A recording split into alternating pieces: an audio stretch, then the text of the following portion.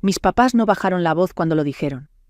El mejor regalo para la boda de tu hermano es que desaparezcas de esta familia para siempre. Lo dijeron en la mesa, donde yo había pasado meses planeando cada detalle de su día perfecto. Mi hermano no me defendió. Mi mamá no parpadeó. Mi papá solo dobló la servilleta como si la conversación hubiera terminado. Yo no supliqué. Me levanté, salí al aire de la noche y sentí que algo dentro de mí, por fin, se rompía y quedaba libre. Para la mañana siguiente, su boda de ensueño ya se estaba desmoronando.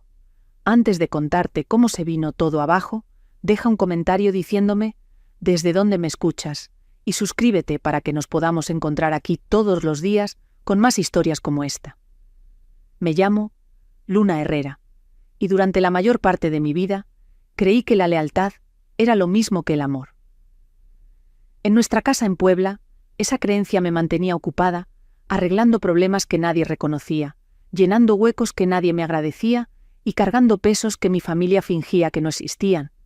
Desde fuera, parecíamos estables, una pequeña tienda de abarrotes familiar, una casa ordenada, un hijo que se convirtió en abogado y una hija que ayudaba.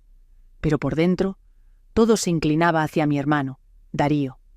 Mi mamá, Marta, tenía una manera de elogiarlo que llenaba cada cuarto. Se iluminaba cuando él hablaba de casos que apenas había ganado, presumía de las horas que facturaba y trataba cada mini logro como si fuera fiesta nacional.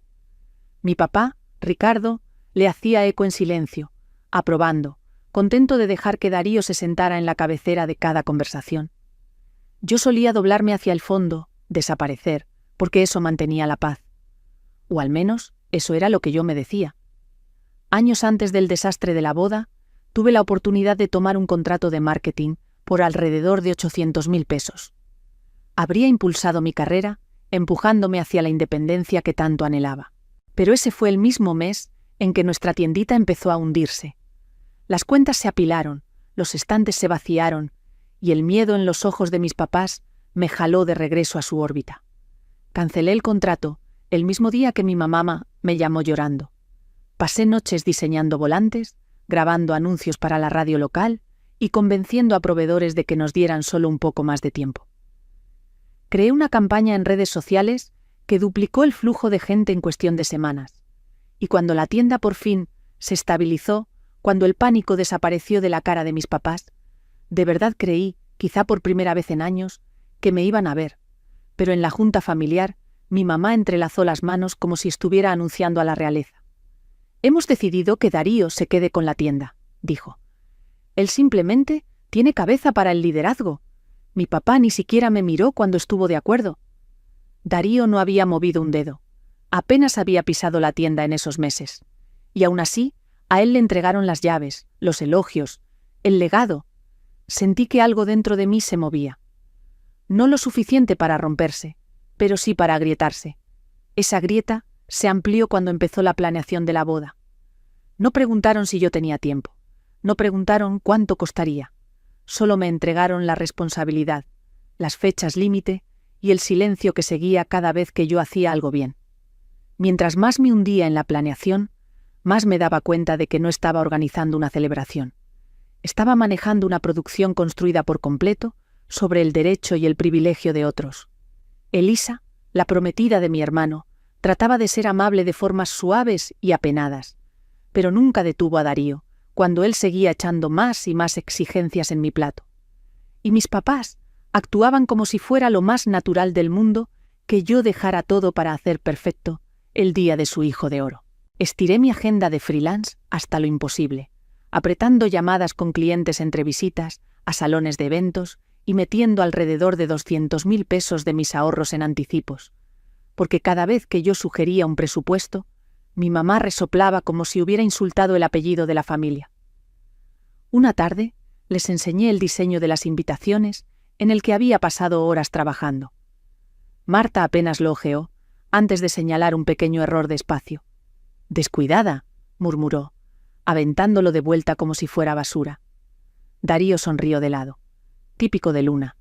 Mi papá ni siquiera levantó la vista de la televisión. Me tragué el ardor y seguí, ajustando cronogramas, renegociando contratos, buscando alternativas más baratas a los caprichos caros que Darío seguía agregando. Un grupo musical de lujo, flores importadas, champaña en peppuchetto especial. Cada no que ofrecía era recibido con un gesto de fastidio o con el recordatorio de que es su única boda, Luna. Por las noches me veía con Mauricio en una pequeña cafetería del centro. Me veía dejarme caer en la silla, agotada.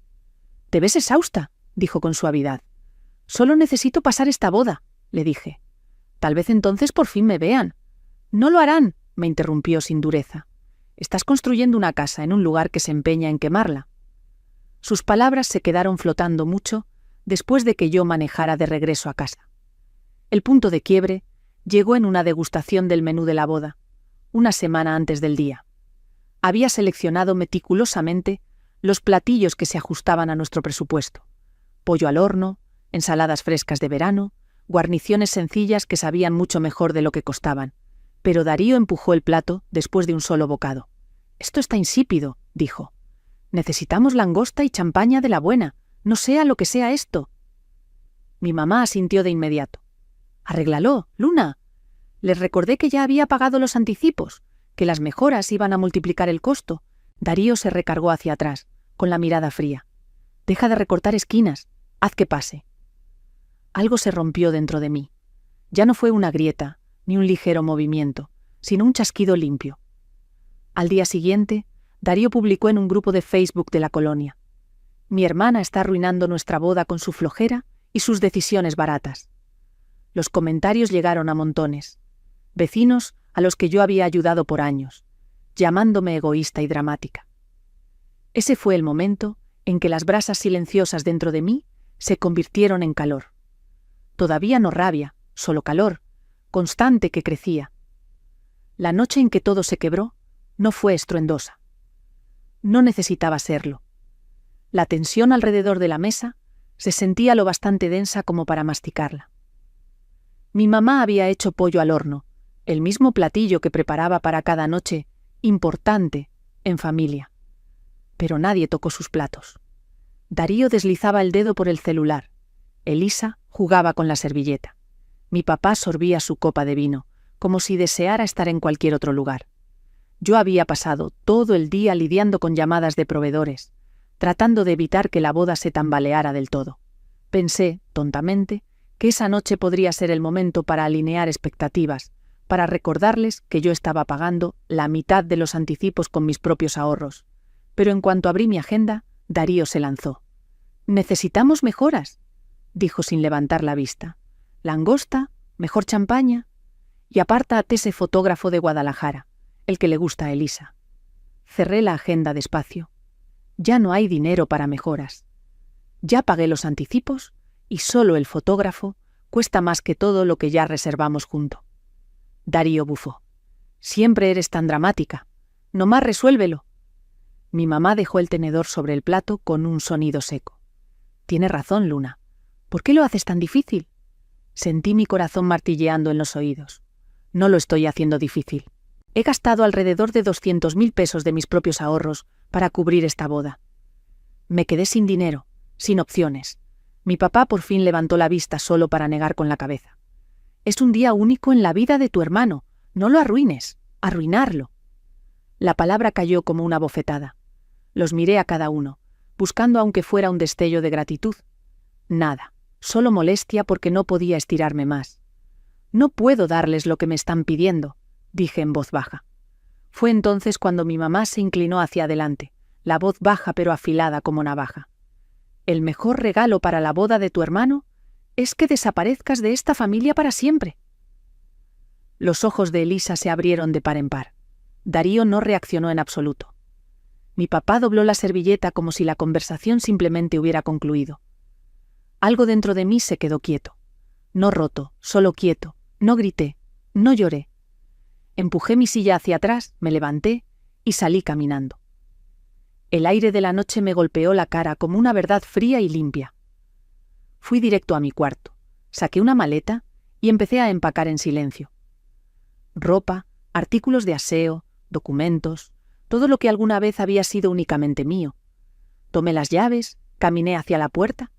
Cuando se cerró detrás de mí, sonó definitivo, como el punto final al final de una oración. Debía haber dejado de escribir esa historia años atrás.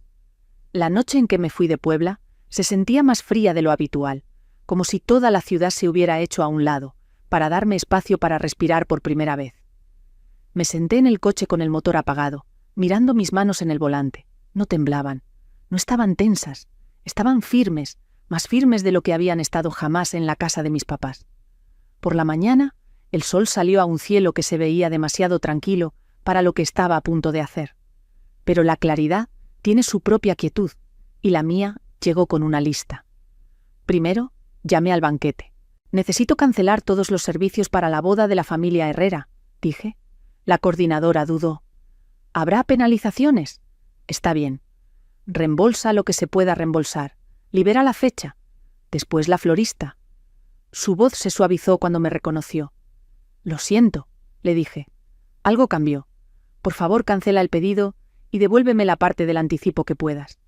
El grupo musical fue más complicado. Ya habían cobrado mi cheque, pero los bancos tienen procesos para aclaraciones y reclamaciones, y yo levanté una antes del mediodía. Para las 2 de la tarde, había recuperado casi todo de esos 200.000 pesos. No por tramar venganza, no por destruir nada, simplemente deshaciendo todo lo que yo misma había cosido con tanto esfuerzo. Mi celular vibró una y otra vez. Llamadas de mi mamá, mi papá, Elisa y eventualmente Darío. No contesté, no porque quisiera torturarlos, sino porque el silencio fue el primer límite que alguna vez me permití. Esa noche me quedé en el centro de mi pequeño departamento tipo estudio, en el que casi no había pasado tiempo, porque vivía a base de deberes. Miré las paredes desnudas, la ropa sin doblar, las notas de proyectos a medio terminar en el escritorio. Por primera vez, el desorden era mío, y solo mío. A la mañana siguiente, llegó el día de la boda. El aire de Puebla olía a lluvia, aunque el cielo estaba despejado. No fui al salón. No me senté en el coche a mirar de lejos. Simplemente abrí mi ventana, me preparé una taza de té y dejé que mi silencio hablara por mí. Pero aún así, el caos me encontró. Como a las 10 de la mañana, mi celular se encendió con una llamada frenética de Elisa. La dejé sonar. Luego otra llamada, esta vez de un número desconocido. Después el nombre de mi mamá, luego el de mi papá. Por fin, un buzón de voz. Presioné play. «Luna». Mi mamá tronó, la voz afilada por el pánico. «Las flores no están aquí. La florista dice que el pedido se canceló». «Márcales ahora mismo». Antes de que el mensaje terminara, empezó otro. «Esto no tiene gracia», dijo mi papá, sin aire.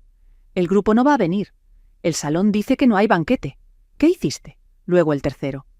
Darío siseando. «Arruinaste todo. Repara esto o ni te molestes en regresar a casa. De hecho, ni regreses». Casi me reí de la ironía. Al final, fueron ellos quienes me dijeron que desapareciera. Yo solo honré su petición.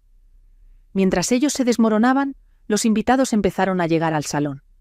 Carmen me contaría después que alguien que conocía había estado ahí, y se lo describió con lujo de detalle. El estacionamiento se llenó de familiares confundidos con trajes y vestidos en tonos pastel. Adentro, el salón no olía a nada, sin rosas, sin eucalipto, sin centros de mesa remojándose en agua. Una docena de mesas redondas estaban desnudas salvo por manteles blancos que de pronto se veían baratos sin arreglos florales. El templete al fondo estaba vacío, sin micrófonos, sin instrumentos, y el personal de cocina estaba preparando otro evento por completo. Para el mediodía, el pánico estaba a todo volumen. Elisa rompió en llanto cuando se dio cuenta de que no habría primer baile. Mi mamá caminaba de un lado a otro del pasillo, quejándose en voz alta con cualquiera que quisiera escucharla. Mi papá seguía llamando a proveedores, exigiendo respuestas que no quería oír. Y Darío, mi brillante y confiado hermano, se quedó en medio del salón, mirando alrededor como si alguien hubiera jalado el piso debajo de sus pies. Intentó salvar la situación. Intentó sonar autoritario. «Todos tranquilos, es solo un malentendido». Pero las mentiras se deshacen rápido cuando se combinan con el derecho y la soberbia. Los invitados murmuraban. Algunos se fueron, algunos susurraban. ¿La familia no pagó sus cuentas? Otros negaban con la cabeza, como si estuvieran presenciando una caída que se veía venir. El padrino de boda intentó improvisar un discurso para distraer a la gente. Elisa lloró más fuerte. Un niño en la segunda fila preguntó en voz alta: ¿Al menos hay pastel? No lo había. Para la 1 de la tarde, la coordinadora del salón se acercó a mi mamá con una carpeta en la mano. «Sin proveedores presentes y sin comida», dijo. «Tenemos que hablar de las condiciones de cancelación del evento. La boda, después de meses de presión, exigencias, insultos y perfeccionismo, estaba oficialmente terminada. Y yo ni siquiera estaba ahí para verlo. No tenía que estar». Sus voces llenaban mi buzón de voz como un documental desarrollándose en tiempo real. En medio de todo, un mensaje de texto resaltó entre el diluvio. «Mauricio, pase lo que pase allá, espero que estés respirando más tranquila». Lo estaba. Como a media tarde, salí al pequeño balcón de mi departamento. El aire era tibio, con un toque de verano. Los coches pasaban abajo, indiferentes. Un perro ladró. Una vecina regaba sus plantas. La vida seguía, suave, constante, sin verse afectada por el colapso de la boda de la familia Herrera. Pensé en cada momento en que me habían minimizado, en cada desvelada ajustando planes, en cada mueca de desprecio, en cada comentario, en cada recordatorio de que yo era menos que. Y luego pensé en las palabras de mi mamá: «El mejor regalo es que desaparezcas de esta familia para siempre». Por primera vez, la frase dejó de doler. Se sintió acertada. Un regalo, sí, pero no para Darío, para mí. Al anochecer, el buzón de voz estaba lleno. Algunos mensajes eran de enojo, otros de pánico. Algunos, como el último de mi papá, sonaban agotados. Ninguno pedía perdón. Ninguno preguntaba si yo estaba bien. Todos me pedían que arreglara lo que ellos habían roto. Apagué el celular. Luego abrí la laptop y escribí un mensaje que había evitado por demasiado tiempo. Una consulta para una inmobiliaria en San Miguel de Allende sobre departamentos disponibles, un lugar que había visitado una vez, que amé al instante y en el que nunca creí merecer empezar de nuevo. Su boda se había derrumbado. Su legado pronto seguiría. Pero por primera vez en mi vida, yo por fin estaba construyendo algo para mí. Me mudé a San Miguel de Allende 2 semanas después de que la boda se deshiciera. No en una huida dramática, no a medianoche, solo en silencio, con 2 maletas. Y con esa clase de calma que llega después de una tormenta, en la que ya no te sientes obligada a quedarte parada. Mi nuevo departamento no era grande, pero la luz entraba por las ventanas de una forma en que nunca la había visto en casa. Se sentía como un lugar hecho para volver a respirar. Mientras me acomodaba a ese nuevo ritmo, Puebla seguía deshilándose sin mí. Mauricio me mandaba actualizaciones en dosis suaves, sin presumir, solo haciéndome saber qué estaba pasando, ahora que la persona que lo mantenía todo junto, por fin se había hecho a un lado. Los proveedores retiraron el crédito extendido. Los distribuidores endurecieron sus condiciones. Mis papás intentaron meterse de lleno otra vez en la tienda, pero los sistemas que yo había construido no eran magia. Requerían cuidado, constancia y esfuerzo real. Darío trató de ponerse al mando, pero la administración no era algo que pudiera fingir. En pocas semanas, la tienda que había sobrevivido a cada baja y a cada mala temporada, se vino abajo por el peso de su negligencia. Mi mamá y mi papá vendieron la casa poco después. Vi el anuncio en Internet. Propiedad acogedora, con años de vida, cerca del centro. Me pregunté si los compradores serían capaces de sentir la tensión dentro de esas paredes. En cuanto a Darío, Elisa se fue en silencio. Su anillo regresó con una nota corta. No lo celebré. No lo necesitaba. Algunas consecuencias no requieren aplausos. En San Miguel de Allende, mi vida empezó a crecer de formas pequeñas y constantes.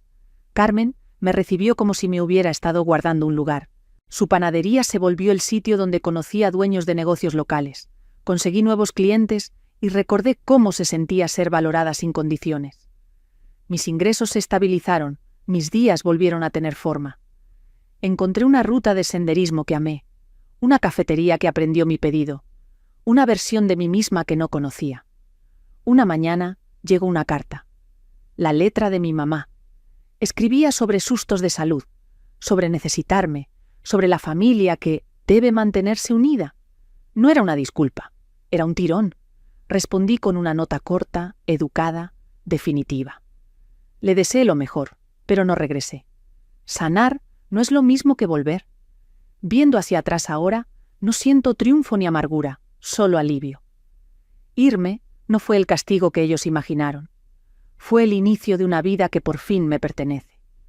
Su boda se derrumbó, la tienda cayó detrás, y la versión de mí que intentaba una y otra vez ganarse su amor también desapareció.